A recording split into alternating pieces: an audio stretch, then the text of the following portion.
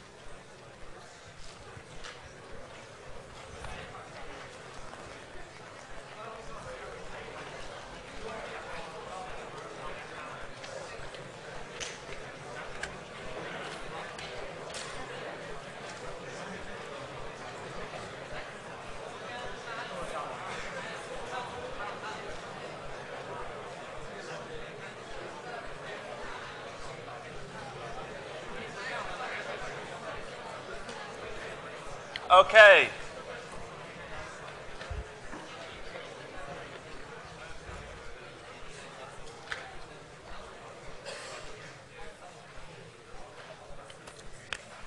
Morning, everyone. Hope you had a good weekend. So, we are carrying off from where we left last week. Thanks for all of those that went to the tutorial late on Friday. Appreciate it's not a great time, but I understand the turnout was pretty good, so well done. They will continue to be in person in this building every second Friday. The second tutorial sheet is already out. Well, you can see it here, look. And the first tutorial sheet solutions are out. If anybody missed it or wants some more, wants a closer look at the answers. The second tutorial is out now, like I said. A couple of things are going to be introduced in there that we're going to cover for the first time. Okay, I think I'm having some trouble with internet. Okay, so the tutorial has pressure is basically hydrostatic, so it has variation of pressure in manometers, has the calculation of force acting on inclined on surfaces in a fluid, and you'll note that next week is also when the coursework is going to be issued. So in this module, so it's 80% exam. There's two 5% which are relatively easy to get. You get 5% for doing your lab. There's no lab report. You just turn up and engage, and 5% for doing the quiz questions by the end of the semester. But 10% you have to work quite a bit harder for, and that's the tutorial question that's going to be issued next week. So that is designed to give you a little bit of experience with how the format of the exam is going to be, the written exam in January. But of particular relevance, the questions that you're going to be asked in the coursework are going to be quite similar to the types of questions that you're going to be asked in tutorial sheet 2. Okay, so the timing is on purpose. The tutorial sheet is issued this week. Next Friday's tutorial, so whatever that is, so will be so that's the end of next week. The GTAs will go through all of those questions from tutorial sheet 2, and hopefully that will help support some of the queries or questions that you have going through the coursework as well. You'll remember that we have 5 weeks of teaching in part 1, followed by, if you like, a light week, so where there isn't any new taught content before teaching of part 2 starts. And that again is on purpose because that coincides with the last week of your coursework. So you'll be issued the coursework the end of mid of next week, and you'll have 2 weeks to do that basically. Okay. other stuff to point out. You might have noticed that the recommended reading is always slightly ahead of where we are with the content, and that's on purpose, so that if you do get a chance to do the recommended reading, you're looking at some of the content before we go through it in lectures. So this week, the recommended reading and the condensed notes are related to forces on a plane, and they go also into rigid body motion that we probably won't cover until next week in lectures, but it's good to see it in advance if you can. There's an asynchronous video, because in Thursday's lecture, we're going to be doing forces on a submerged plane. And in order to do that, we need to be able to calculate the second moment of area. And I think that the second moment of area is a new concept to you. So it's a relatively commonly used concept in engineering to calculate how the moment of different distribution of mass affects an object and the forces that act on that object. And it's introduced in this asynchronous video here, so I recommend that you have a look at that before Thursday. I think it's only about 10 minutes. Okay, so here are the slides from today. A reminder then, tomorrow we have another online surgery. There was around, I don't know, 10, 20 people that turned up last week and asked questions. So we'll do that again tomorrow at 11. Okay. Any questions on any of that stuff? Yep. I'm doing lecture 5 question 1 and 2 right now, but I'm really confused about the density of liquids. We're going to talk about that straight away, so you won't have to wait long. So I'm having some trouble with Piazza, but it doesn't matter because I've got the content here. So we've been through what we're going to do this week, and we'll kick off with this. So this question is on Piazza. There's a few attempts that I've seen already before I started the lecture, but for some reason I can't show you that live. The two questions. Question 1. There is a diagram showing two liquids. We're told that it's at rest, and we're told that there is only one possible variation of the pressure through this tank, from the top directly down to the bottom. And that's it. You've got to guess. They're not going to be quantitatively accurate. They're qualitative representations of what's going on. I think in the comments, Piazza, some people were saying D, some people were disagreeing. Who wants to have a go at explaining what's going on here? Sir? Go on then. I'm one of the people who disagrees that it's D and thinks that A is complete utter nonsense. Because it says that liquids B and because it says that the reservoir shown is made up of two liquids B and A. Yeah. It is the most rational and logical assumption to assume that liquids A and B must possess common density. Liquid. Yep, true. So the observation the gentleman made was that if they are at rest, then in this arrangement they are stratified. And if they're stratified, then there must be a difference in density. In fact, we know that liquid B, the density of liquid B compared to the density of liquid A is less. Yeah. The lighter liquid is on top, and the heavier liquid is on, or the less dense liquid is underneath. If we know that, and we remember this formula that we introduced last week, then is only one possible scenario which fits that description. Anyone want to? Yes. Yeah. How come?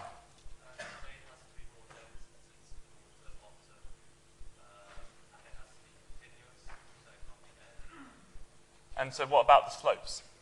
It has to have a steeper gradient, a less steep gradient, or No, steeper is right. It's confusing because we're going down, right? So the gradient dz, dp dz has to increase as or get more negative as you go deeper. And if the density of of A is more than the density of B, then that slope is going to change and increase more quickly.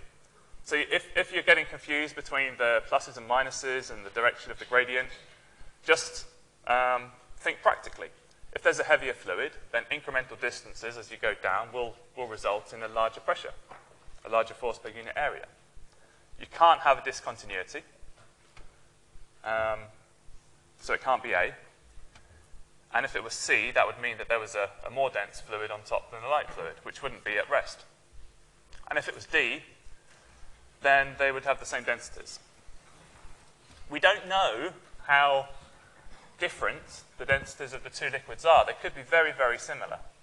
So in practice, it could look something like D, but it's going to have at some point a difference that is representative of B. Okay, good. And then for question 2, has anybody already calculated what they should be? Yep. I give someone else a chance. If there's any other takers? Yes, at the back. Sorry, say that again. 100,000 sounds... Sorry, I can't hear the gents at the back. 101,000. Okay, thank you. So, 101,000 is remarkable because that is our definition of 1 bar of pressure, and that is what we have at the top. So 101,000, just slightly upwards, is our recognized standard atmosphere of pressure. And if we're saying, what is the pressure variation from top to bottom, and we're saying that we start with P1, then we know that our atmospheric pressure, our pressure at the bottom must be greater than our atmospheric pressure. So it must have this double negative, so because it has to increase. And the difference is purely the different densities of the fluids. And I'll put them out there just to give you a chance to go look through them while I talk through them. So the pressure at the bottom is equal to the atmospheric pressure, basically minus times minus, so plus the density times the gravity times the height difference. First thing you have to be clear of is the units. We're using meters here, so that's okay. And then we have the difference between the two tanks is air and water. And so yeah, the answer given, 101,000, is essentially a good approximation for the second one with air, because there's very little change in pressure throughout the tank. Some comments on Piazza were it's going to be constant. That's also fine. We said that last week that pressure variation in a gas is essentially negligible, and here we're kind of proving it.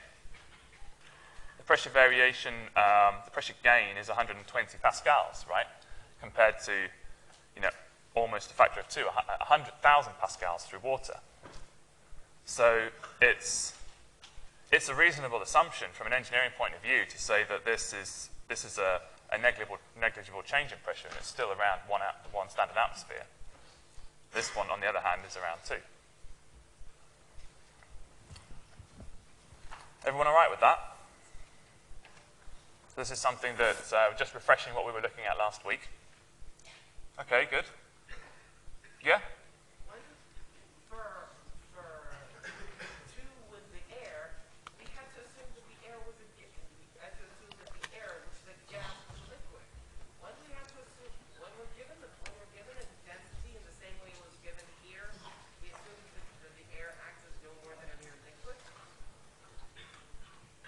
Why do you say that we assume that it's a liquid? We use the liquid P2 minus P1 is equal to whatever equation.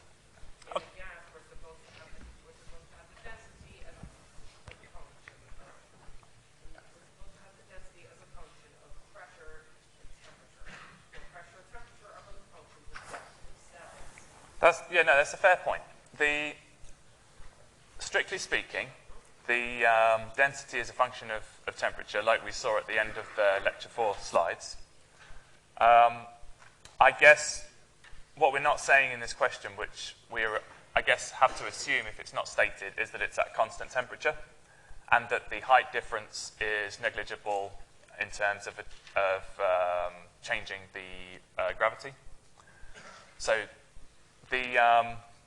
unless I think you're acting over very large distances, which would be essentially an atmosphere, or you're told that how the density is varying, you can assume that it's constant. But otherwise, it's a good point to query that. Okay? Good stuff.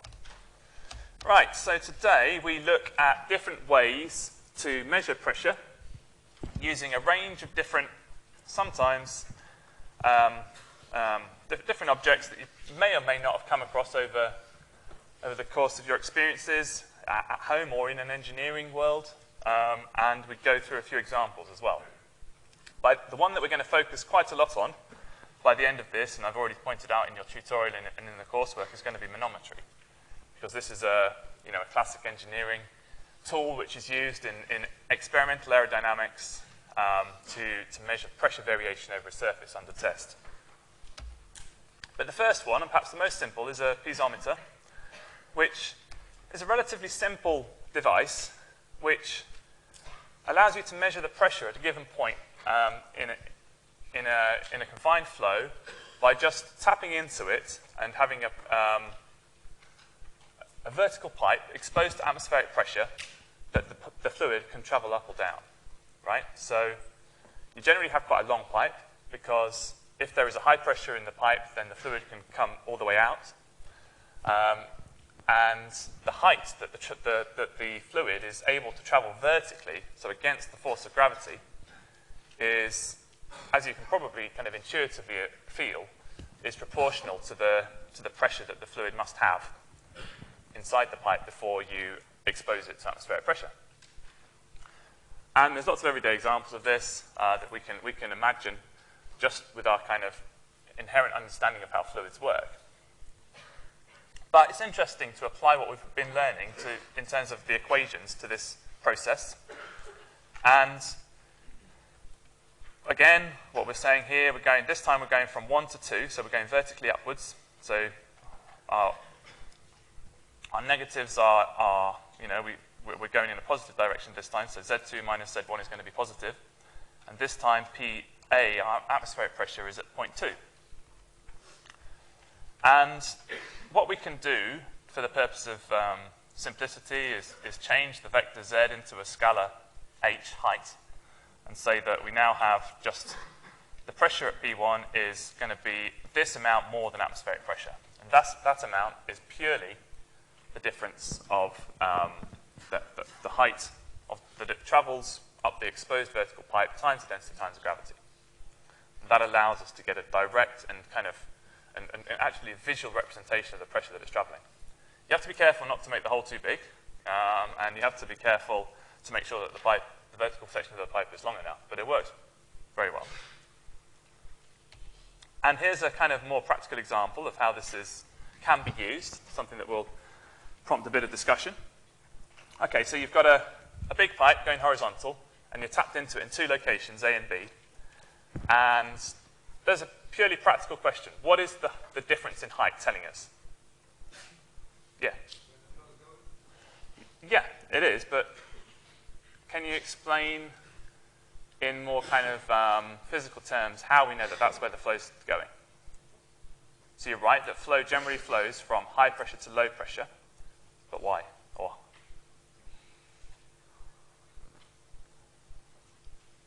think of what a pressure represents.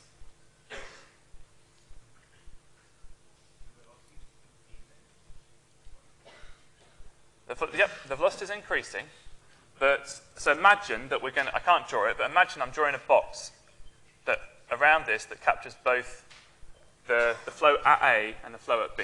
And we've got a high pressure at A and a lower pressure at B. And a pressure is a force per unit area, so there's a big force going that way, and there's another force going that way, but it's less, right? So what's the resultant force? Going that way. So when you have a pressure gradient from high to low, what basically we're saying is that the resultant force is also going in that direction. And if the resultant force is going in that direction, Newton's second law, F equals ma, means there's a motion going in that direction as well. Okay. So why is there a decrease in the pressure from A to B? Yeah? The fluid is getting slower. Maybe there's something causing resistance. Yeah, excellent, yeah. And what do you think it might be? Or anyone else? Maybe is it because of the pipe? Sorry. Because of the pipe, maybe? Yeah? Because of the friction? Yeah, the friction. Did you want to add something? No. Yeah, you got there, yeah. So the friction force, the viscous friction that we met in a couple of weeks ago, which is due to the pressure gradient times the viscosity at the wall, is basically a friction force which pulls the flow back to be zero at the wall and creates that parabolic profile. And it's because of that force that there's a loss. And in hydrodynamics, we often talk about pressure loss in pipes, right? So if you have a very long pipe, you need quite a lot of energy to get your fluid along it because there's this kind of constant viscous force pulling it back as you go through it. So, you know, in oil and gas and in very long pipeline design, you look at how you talk about what is the pressure loss of this system. If there are pipe networks go over hundreds of kilometers, then there's going to be substantial pressure losses that need to be overcome if you want to get your fluid from A to B. And you're going to talk a bit more about that in the second part of the course, but it's worth highlighting it now. So, yeah, how do we calculate that pressure loss? Well, it's a simple two-step process using what we've learned on the previous slide about our piezometer. You have the pressure at A and the pressure at B, which are purely related to their height, and you combine them. One minus the other, and you just have the height difference. HA minus HB times by rho times G. And what's rho times G? Anyone remember? Yep. Specific weight, exactly. Gamma. And we use this to just simplify slightly the analysis. Okay, cool. Any comments, thoughts, questions? No? Good. So we'll move on to the next one. And this is one where there's a little bit more discussion on Piazza as well. So this one is a barometer. And, you know, indeed, some houses you might have lived in may have had a barometer on the wall, and it's a way to measure quite sensitive changes in pressure. And they're usually hinged at the center point so that they can be rotated, right? So you can see sometimes people rotating the barometer in their houses for one reason or another. We're going to think about that on the next slide. They tend to be full of mercury instead of water. Again, there's a reason for that we'll get to. And the top bit tends to be a vacuum. So other than that, it's very, very similar to a piezometer, and we can apply the same analysis, again, from 1 to 2. And it's going vertically upwards. But we're going to assume that, although it probably isn't a perfect vacuum, the point at 2 is a near vacuum, so the pressure is 0 there. And so the pressure, we turn this around and we say, okay, what is the pressure at 1? The pressure at 1 is effectively atmospheric pressure because it's a continuous fluid which is at the same height as where the reservoir meets the vertical tube. And it's the atmospheric pressure must be somehow proportional to the height that the mercury climbs through the vertical pipe times the density of mercury and gravity. So it's pushing against the vacuum. So that vertical height displacement is a way to directly measure the atmospheric pressure. Okay, but some questions arise, and these are copied onto Piazza. So, you know, please feel free to continue the discussion there. I can't see what's been written, but happy to hear your thoughts. So, question 1: what would be the benefit of using mercury instead of water? Yeah. Because mercury is more denser than water, so if you are using water, you need a 10 meter cube, and mercury is 1 exactly, yeah. Mercury is more dense, so it takes a greater force, or a greater force per unit area, or pressure, to push it a small amount up the tube, right? So, again, you have to know a little bit about what is the pressure that you're measuring, but if presumably, there's been calculations that have been made by the barometer designers, and they've realized that by having a measuring fluid which is more dense, you can compact the barometer so that it's able to represent changes in a smaller space. Okay, good. What about question 2? What happens if you increase the cross-sectional area of the tube? I had a similar question before. Well, mercury rise less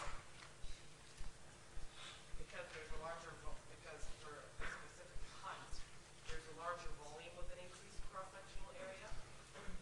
So there are some caveats to the ideal answer, but the ideal answer is that the size, the volume of the tube shouldn't have a difference, right? So the hydrostatics just consider the vertical height difference.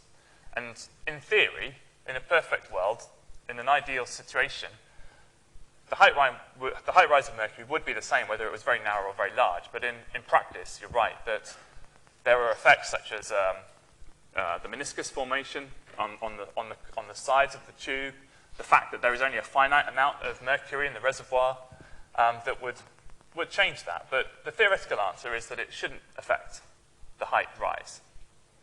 Okay, what about 3? What happens if you incline it? You know, you see people fiddling with their barometer slightly at an angle.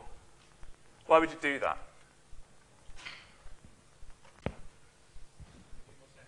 Yeah, how come?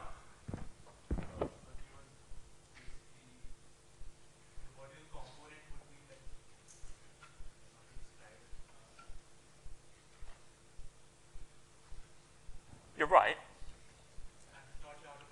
Yeah, no, sure, no problem. So for a given change in pressure, there's a given vertical rise. And it's always going to be the same in theory, regardless of the size or shape of the container. If you incline your barometer, then the mercury has to travel a longer distance to achieve the same vertical rise.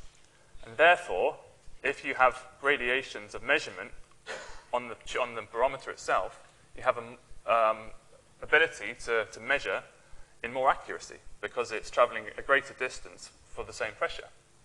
So we use an inclination on a barometer to make it to allow for a more sensitive reading. And what happens if you reduce the angle? I guess that's the same question.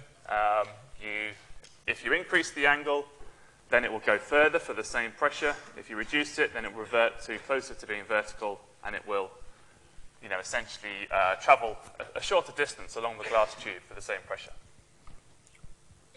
Okay. Yeah? What happens if the inclined angle is equal to 0? What is it like? Yeah, good question. Is it going to like turn into a I mean, cylinder? yeah, right. So if the, depending on the dimensions, it could be, you could consider it like a cylindrical container where the height would be changing with the cross-section would be changing. But, I mean, in practice, it wouldn't work, basically. Any other thoughts, yeah? So the benefit is that you can perceive, you will see a larger change on that scale for the same pressure rise. So if you like, you can calibrate your barometer to be more, to give you a more sensitive reading.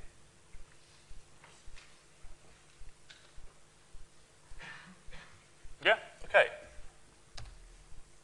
Okay, and this is a very similar concept, an inclined manometer, but it's just spelt out in a bit more detail to help you see you know, some of the analysis involved.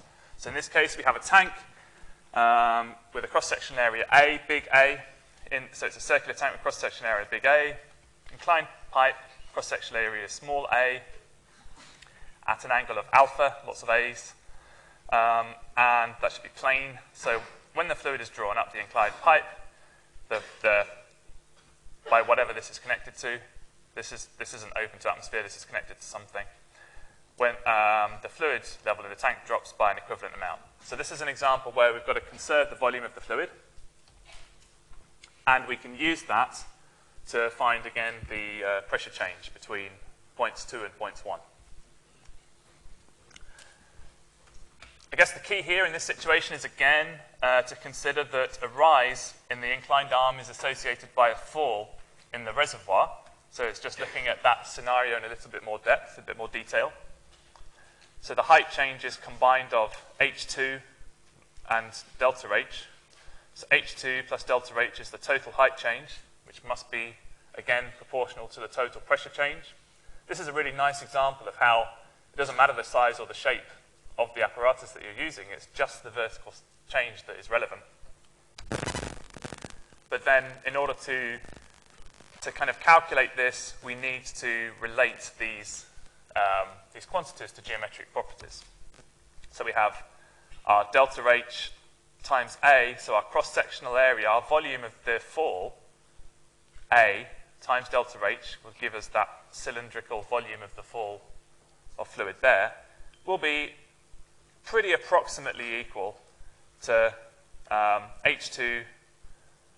D sine of alpha, which is our vertical distance, times by the cross-sectional area A. As you can see, the level of the fluid is not perpendicular to the walls, so it's an approximation, but it's a good one.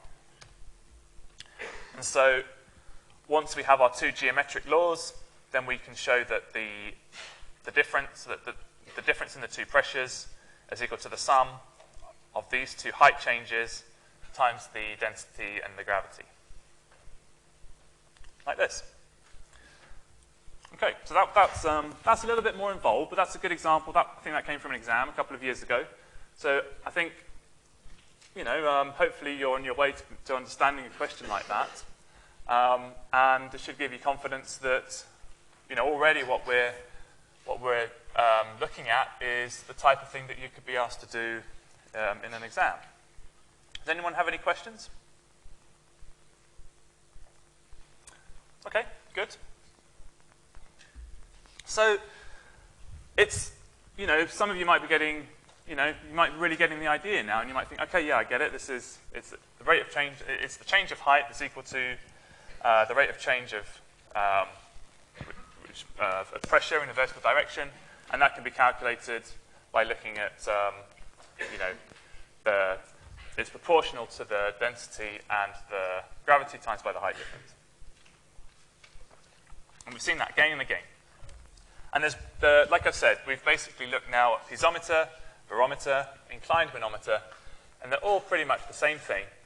And the last one we're going to look at, which is going to be for the rest of today, is going to be the manometer, which is used, like I said, quite extensively in aerodynamics to measure not just, to measure the pressure, but also you can do that with several manometers to get a real feel for how the pressure is varying on a surface.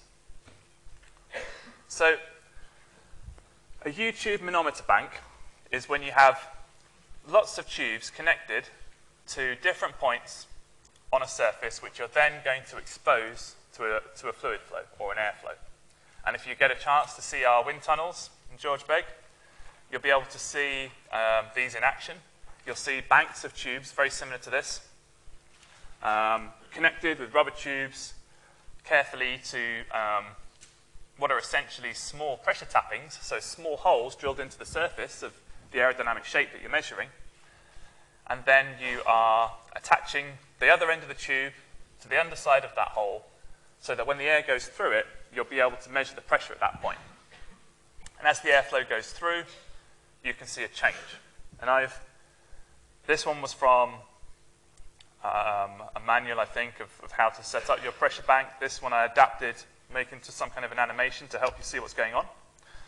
So you start off, you've got your manometer, which is basically like an extended upside-down umbrella handle, and you start off with some fluid in the bottom, with both the top and this side exposed to the atmosphere. So the two fluid levels are the same. So they're both exposed to atmospheric pressure, so they're not going to change in height.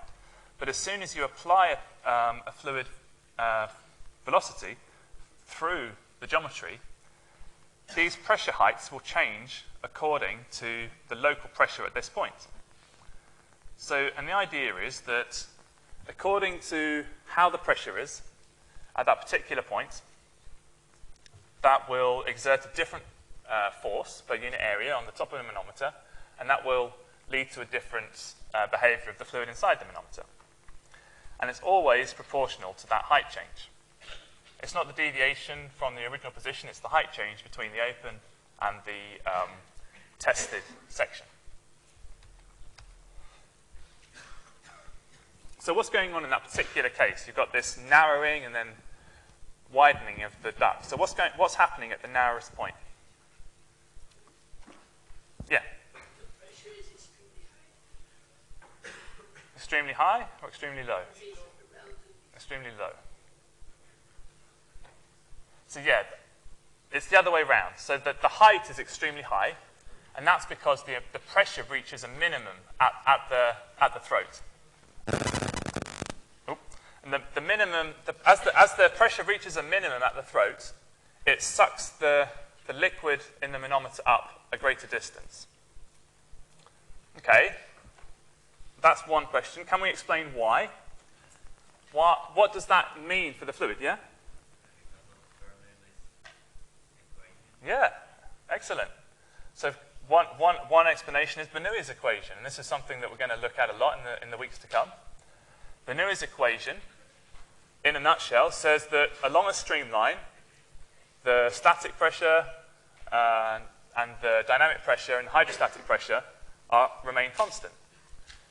What it means for this example is that if the pressure goes down, something has to go up to compensate. What goes up? The velocity, the dynamic pressure. So while the pressure will be lowest here, the velocity will be highest. So it's accelerating to the point where it reaches the apex of the throat, and then it starts to slow down again as the throat diverges. And that's if you like, the beauty of using a manometer bank is you can see very graphically the flow variation using a range of manometers. Okay, yeah?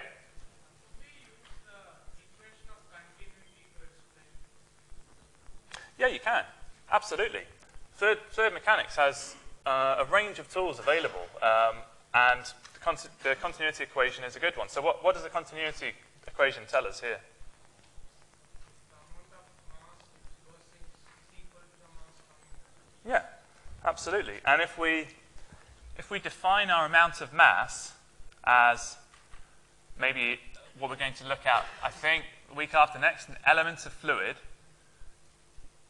which is moving with a unit velocity in a unit of time, then the mass flow, so that the amount of fluid that we have moving through a location per second, it has to be the same at every point through that nozzle.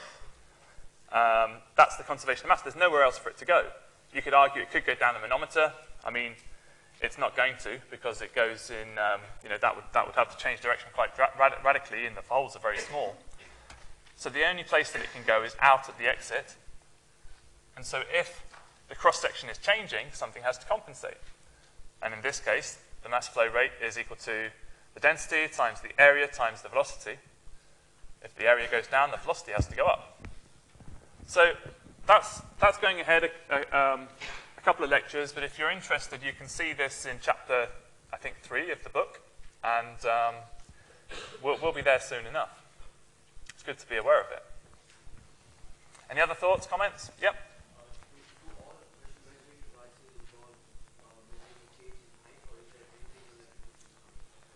So that's a good question. All the ones that we're going to look at now look at the measure at change in height, but there are electronic measurements that look at how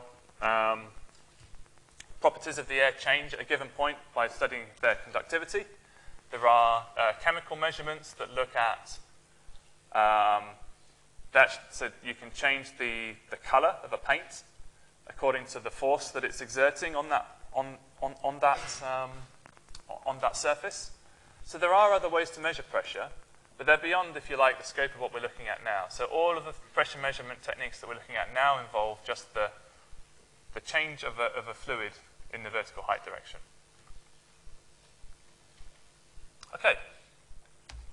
So, and it should be then fairly obvious how do we do this for a manometer. But we'll step through the process just to point out a few pitfalls and a few techniques so that you're familiar with it for your coursework and for your tutorial for next week. So you always start from a known pressure. In this example, we're measuring the pressure between 0.1 and 0.4. 0.1 is open to the atmosphere, and although we haven't drawn it here, we're assuming that 0.4 isn't. So we apply this formula that says the pressure change is equal to the height that it travels through, and you apply common sense that if it goes down, then it must gain in pressure. So if it goes from 1 to 2, it must increase downwards. And then, perhaps less obviously, if we are going from why do we measure the height to 0.2, it's because that is the height of the free surface. And that means that if we know the pressure variation from 0.1 to 0.2, we also know the pressure at 3, because it's on the same horizontal plane in a continuously connected reservoir of fluid of constant density at rest. And that's one of our laws of our hydrostatics. And so with this one equation, we can get from 0.1 to 0.3. Now, if the question is, what's the pressure difference between 0.1 and 0.4, or atmospheric and 0.4, and we know that this is a liquid and this is air, pretty much you could stop there, right? Because that is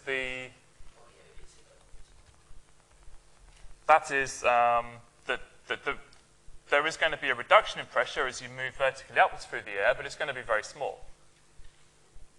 Okay? Because the pressure variation in gases is negligible compared to variation in liquid. And we illustrate this with an example here. Okay, so we've now said that this particular liquid has a specific gravity. Anyone remind us what a specific gravity is? Yep. Specific gravity is the ratio between the density of a fluid and the density of a reference fluid. Excellent. And if we're not told what the reference fluid is, we assume it's water. Perfect. And we're told the physical dimensions of the manometer as well. So we apply our now very familiar expression between 1 and 2. It's always good practice to define a datum, a reference point for your coordinate system, and always remember that Z is vertically upwards. No matter what's going on, stick to that and you'll be safe. So our first pressure rise from atmospheric to 2, we can calculate that by looking at water times specific gravity of that fluid, so 0.85 times 1,000 times G. And in this case, we're told the atmospheric pressure is 96,000 pascals, so it's slightly below atmospheric, international standard atmosphere value, but it doesn't matter. We take that for granted. Oh, a little bit off the right location, but that's the pressure that we're calculating for pressure 2. Pressure 3 is the same, right? So once you have pressure 2, you know that if you're not moving in a vertical direction, we can say that pressure 3 is the same. It's at the same vertical height, so pressure 3 and pressure 2 must be identical. And what we didn't do in the last slide, but we alluded to it, is that if you then increase from pressure 3 to pressure 4, there's going to be a reduction in pressure, but it's going to be minimal because you're going through air. So here, your pressure is going to be slightly lower, and you're going to have now a reduction by 1.225 times 9.81 times 0.8, which is the vertical height h2. And you can see that the reduction is a mere, it's not even 10 pascals from the pressure that you had gained by going from 1 to 2. So you can see that the pressure change through the height of air, which is represented by the green here, is really quite small compared to the pressure change through the liquid. And this is even a lower density than water. It's 0.85 of water, but it's still a factor of 10,000 difference. Okay?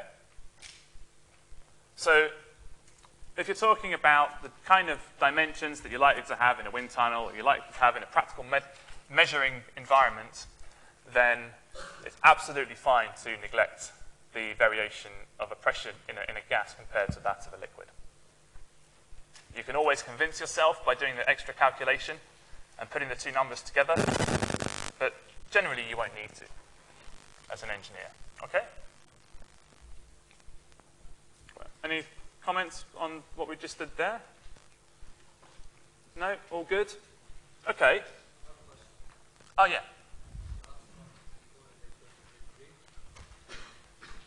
P4 is equal to P3. Does it say that? Oh, yeah, you can essentially say that, yeah. So do you mean this here? Yeah, yeah, because if you have either the pressure at P3 or you calculate the pressure difference from P3 to P4, it's very similar. It's only 0.1% difference. How many significant figures should we give our final answer in the exam? That's a good question. I would always aim for a greater precision when you're calculating something like that. So aim for a couple of decimal places to keep your answer accurate, and then by the end of it, you can also give your answer to fewer significant figures if you want to. It's difficult to give a rule of thumb, but I would say at least three significant figures. But if you're in doubt, just give more. The important thing is to, in your working out, be consistent. If you change the number of decimal places and significant figures in your working out, it can deteriorate the accuracy. Okay, so we're nearly there for today. The last thing I wanted to point out is a worked example, which is a little bit more involved, and the solution is already given. So I'd like you to have a look at this, and feel free to raise any questions that you might have in the forum. In this example, we are moving through 3 different fluids. So we're moving through water, then air, and mercury, okay? And then back through water again.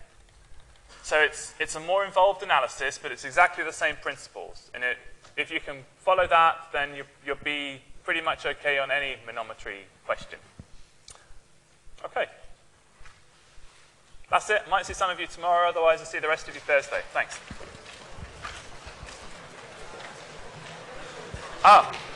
Yeah, sorry. There's something to mention before we go. Thank you. Sorry for keeping you for a couple of 30 seconds more. So I wanted to say something about Piazza. Piazza, I think the vast majority are using that really well. I think there's a lot of cases where you're helping each other. There's a facility for you to answer your peers' questions, and that's great. But in one instance, sorry, can I just have your attention? 30 seconds. We did see an instance where there was some inappropriate comments made, maybe not being very polite to peers, saying, oh, maybe, you should try harder to answer this question or whatever. Not a very helpful comment. Please don't do that. Please use this appropriate, like the vast majority of you are doing. We can see who are making comments, and we don't want to, but we would. If we were forced to, we would have to bar people from using the forum, okay? So please keep it a useful place and a helpful place, and it should be good. Thank you very much.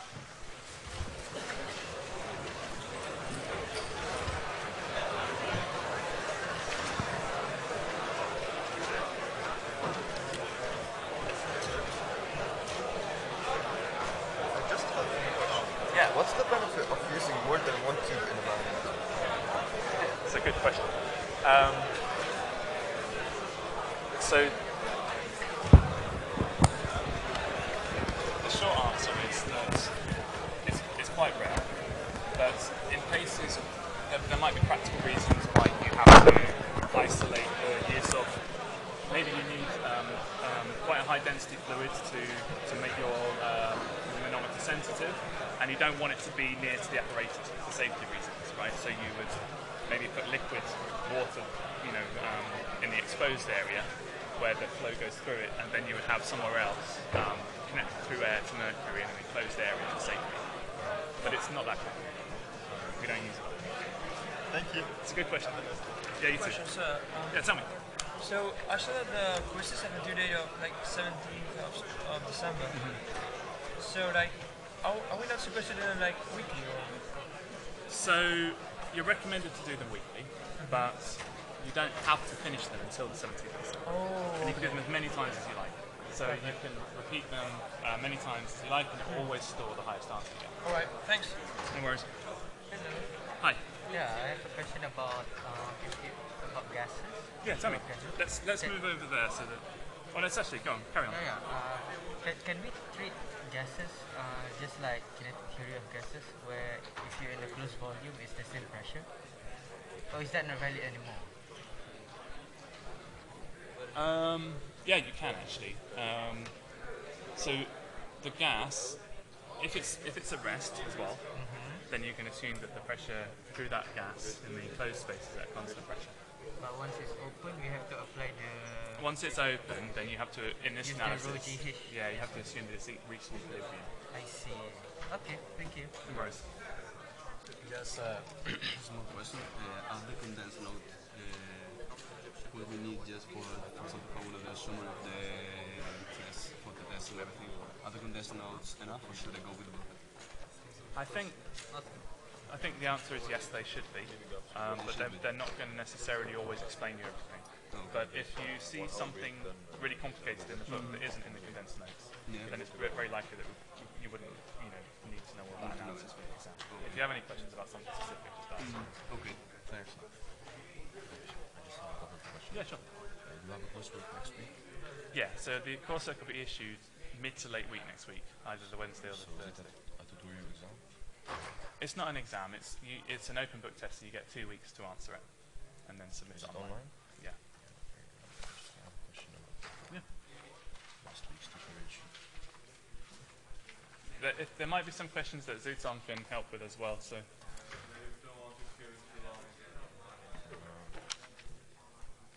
First question. So they gave us this equation, and we were supposed to get the derivative. So we just distributed, and then we got this one. So how did we get this from So this equation? we multiply it out. So h is a constant. Right. The only thing that's variable here is Why? y. Yeah. So you have to do, So this cancels out. that goes to 0, you do the differential of that, and this goes to 2y, and so then the 2 cancels out, and you have 3 y over h squared, 3 y over h squared. So just it's So the differential of y squared is 2y. So you replace y squared by 2y, and then the 2 cancels. how is it 2y for y squared? Isn't it normal differentiation? Yeah, so if you, what So we're three- asking, do you have a pen? 3y cubed. Yeah.